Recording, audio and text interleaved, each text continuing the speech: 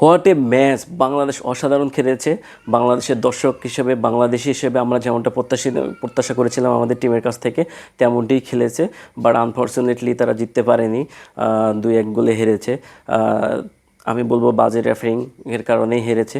প্রথমার্ধে বাংলাদেশ খুবই ভালো খেলেছিল, লাস্টের দিকে একটা গোল কনসিভ করে ফেলছে। আমি বলবো যে দুইটা যে গোল বাংলাদেশ কনসিভ করেছে, দুইটাই হচ্ছে গোলকিপিংয়ের ভুলের জন্য। একবার পোস্ট থেকে বেরিয়ে যাওয়া, আর একবার বল গ্রিপ করার বল ছিল, সেইটা পুশ করে দিয়ে সিঙ্গাপুরের প্লেয়ারের কাছে দেওয়া। সো এই দুইটা ভুলের কারণে বাংলাদেশ গোল কনসিভ করেছে। তারপর রাকিব একটা অসাধারণ গোল করেছে। বাংলাদেশের প্লেয়ারদের মধ্যে তারেক কাজী খুবই ভালো খেলেছে, সে ভালো ডিফেন্ডিং করেছে, আমার চোখে পড়ার মতো ডিফেন্ডিং করেছে সে। তারপর হামজা তো আছেই, সে অলওয়েজ বেটার, ভালো খেলে।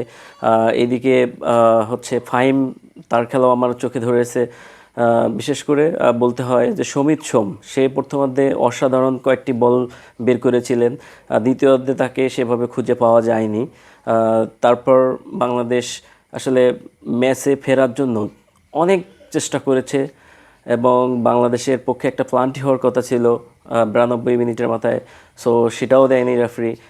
তারপর একটানা 5টা কর্নার কিক পেয়েছে বাংলাদেশ, একদম চেপে ধরেছিল লাস্ট 20 মিনিটস বাংলাদেশ সিঙ্গাপুরকে, বাট তারা গোল আদায় করে নিতে পারেনি। সো এটা আসলে বাংলাদেশের জন্য দুর্ভাগ্য, আজকে বাংলাদেশের পক্ষে ম্যাচটা ছিল না।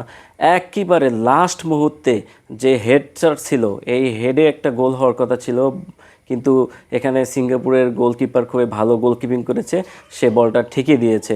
এটাই বাংলাদেশের আসলে আজকের ম্যাচের অবস্থা।